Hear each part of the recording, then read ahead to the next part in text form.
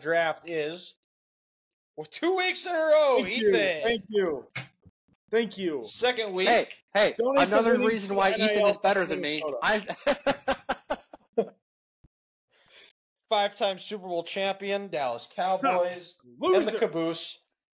4-time Women's Super Bowl down again. champion, Grant. Shocking. You know what? Fine. Felt bad for Ethan. His national champion pick was out in the first round, so we figure we might as well let him win something. Back.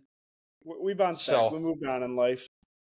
But Ethan, what is your Sweet 16 Elite 8 game of the week?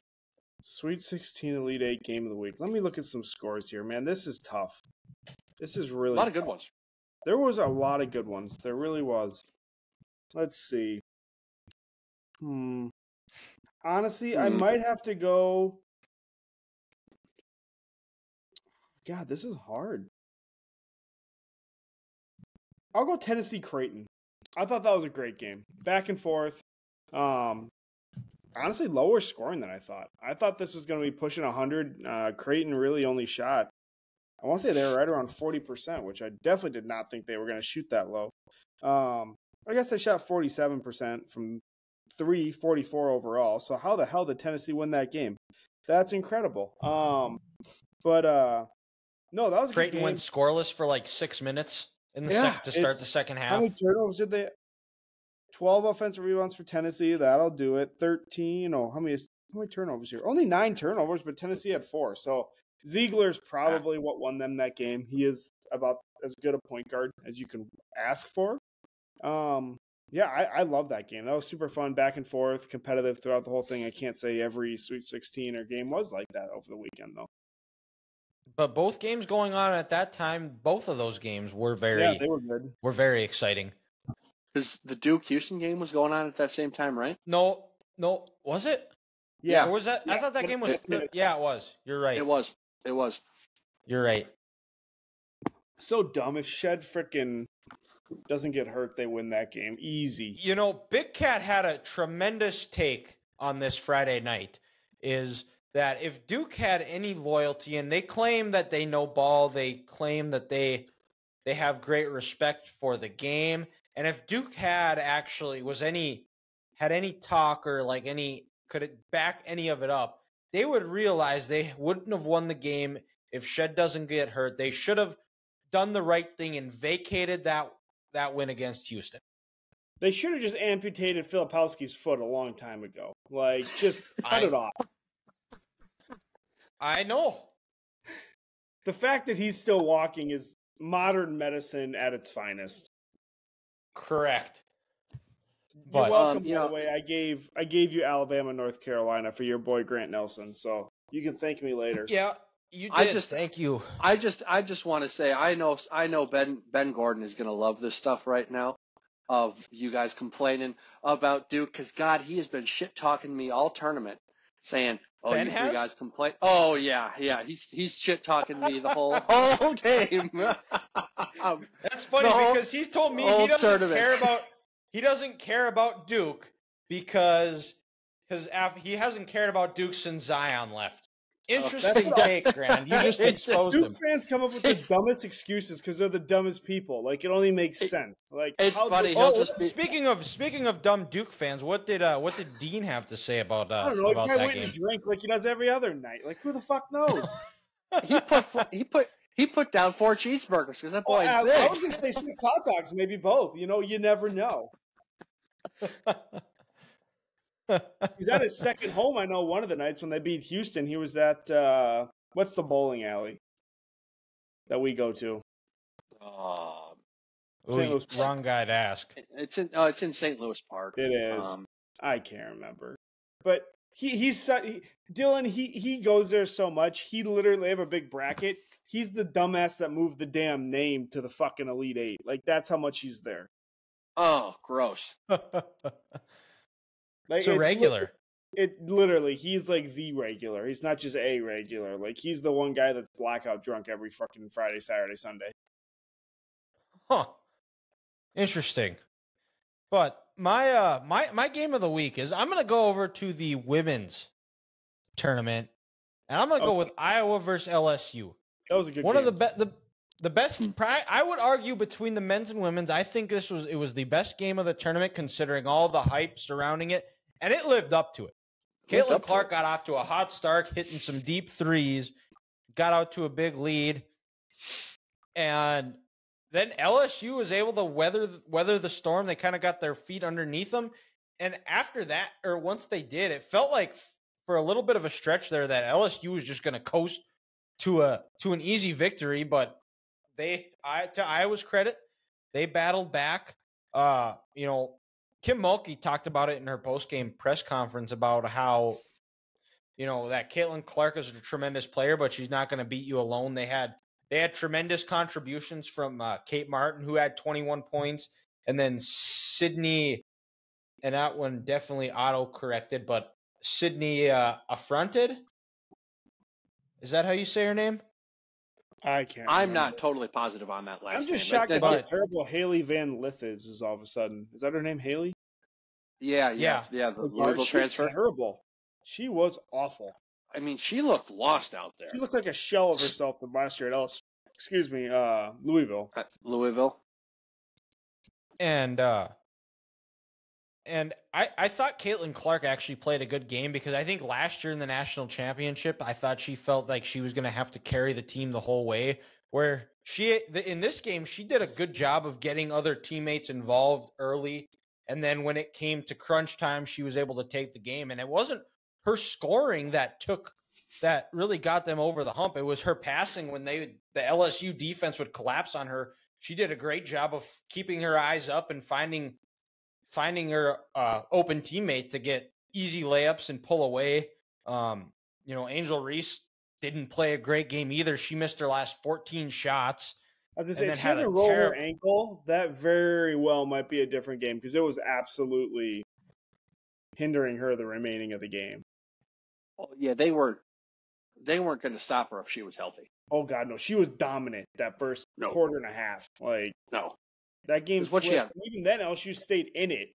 It just they couldn't overcome it at the end. Caitlin hit those 3 threes with probably 6 minutes left. That was kind of, there is your dagger! Packers guy, good call.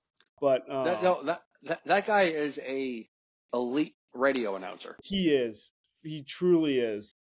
This is the third good thing I've said about the Packers in the last month. I need to stop. It's the offseason. It doesn't matter. Hey, I love Jordan Love. The dude's good. I'm just throwing it out there. It's the offseason. It doesn't matter. I could listen to that call every time. It's right up there with the Kirby Puckett, Corey Provis's home run call. I mean, there's a lot of good calls. That is right up there with it. Oh, yeah. That dude, you get chills listening to that every single time. Mm-hmm. Especially the Super Bowl one against the Steelers. Yes. After the fourth down incomplete pass, just money. And didn't that guy work for the Big Ten Network for a while too? I don't know. I guess Colin, this was maybe 5-6 years ago. Possible. But before they got in bed with FS1, and you pretty much had the same people work for the same two companies. Right. But I thought he did a couple games every year in football and basketball for the Big Ten Network. Maybe he could be. It's possible. Those guys like to bounce around a lot. I just found out Jason Benetti is now the Tigers play-by-play for TV instead of the White Sox. Oh. Well, that's because the White Sox might be moving to Nashville if really? Reinsdorf is if Reinsdorf gets his way, he's pushing for it, I've heard. He ain't gonna go to Nashville. They want another expansion team. They don't want to move anyone. Well, especially if they're they're already moving. Even if people do get shot at the games there, it's fine. Well, it's Chicago. Nobody cares anyway. No. Another day. But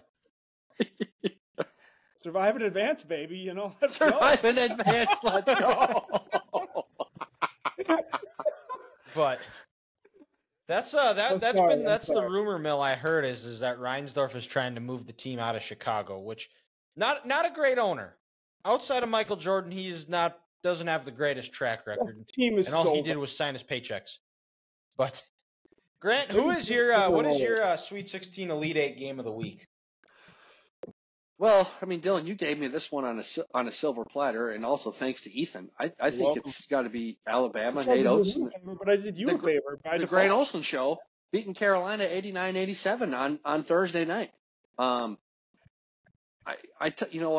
Alabama, they're not interested in playing much defense or getting stops, but boy, are they fun to watch on the offensive end. No, when I said Kentucky, if they play a lick of defense, would win the tournament. Did you mean Alabama? I tricked you. I meant Alabama. We all know that out of us three, that Ethan is the biggest SEC homer up here. Oh yeah. It's not me like everybody wants to say it is. It's actually Ethan. Baby, you know. So he was just looking out for his conference and looking out for his real team. Yeah. I think I can go back. I can go back into Riverside and I can just do like with AI now. I think I can just change Kentucky with Alabama and nobody would notice. Well, hey, Apple TV and the Patriots got away with taking out Nick Foles in the dynasty for the touchdown. So... That is crazy, isn't it? Dude, I didn't notice it when I was watching the dynasty. I didn't either. I didn't even think about it until I listened to Pardon My Take and they talked about it. I was like, wait. You know that had to be some Philadelphia fan whose best day of his life was February 4th, 2018. And that's his alarm clock every morning. Burton, Foles, touchdown! And so he's heard it for over, 1,500 days for the last 5 years, and he's watching the dynasty, and he goes, wait a minute. They didn't see my quarterback's name. I'm going to let the internet know this. Guys, NCAA's on impressive editing skills by them too, though. To make it very believable that Nick Foles' name was never said. Yes. The NCAA's on a total witch hunt with Rick Pitino. Out of all the coaches that are tampering right now, let's just call it what everyone's doing it. Everyone's tampering. Who's the one coach the NCAA is opening an investigation into? Rick Pitino. Wow. First time he gets back to a Power 5 job, and they're like, no, you're done. Again. You bought strippers. Well, they all bought strippers. He was just dumb enough to get caught.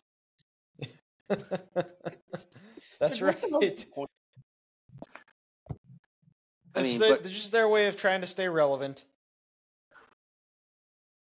I mean, hey, baseball was better with steroids.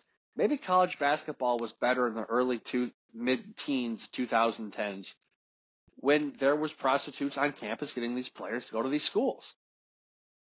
Sorry, strippers. I don't want to be an asshole. Have some respect, and degrade someone. They weren't prostitutes. They're just strippers. I apologize. I apologize, ladies. Do better. Do better. Real question.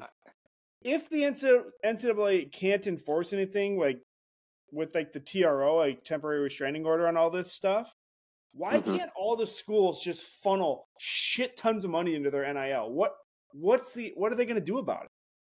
So that was the same thing though, like Ethan though, like how Rick Pitino, why he was let go of Louisville is because they felt like they saw the writing on the wall and they felt like if they got out ahead of it, they'd be able to kind of bounce back as a program, which didn't happen. Or you look at like LSU, Arizona, Kansas, they basically told the NCAA to piss off, whatever, and what do you know? A few years later, Rick Emmert? Is that the old NCAA president?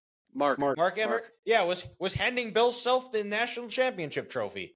It's almost more ethical for the schools to give them money because God knows they're doing these shady ass ways to do it. Why not? If the school wants to be good, just go for it. If not, like it is what it is. What does your administration want to do? No, yeah. I mean, you're 100% right. Oh shit! And even like with Terrence Shannon's situation right now, did he do it? Did he not do it? Let's find out in the court of law. But you're gonna have players play in the meantime. They're gonna be suing schools all the time to play it now going forward. They have set a ridiculous precedent. The precedents just this year alone have been set. Oh my God! Mortifying. I mean, the NCAA is on the verge of ruining college sports. Mm-hmm. I mean, they're basically it's at the breaking point of like I'm almost positive they have because they have no leadership at all. It's a joke. Do they even have another president lined up, or are we still dealing with fucking... They have a president. I don't remember his name, but Not I mean, like it matters. it's just some classic puppet that they're just gonna use as a talking point, as kind of a face of the agency. But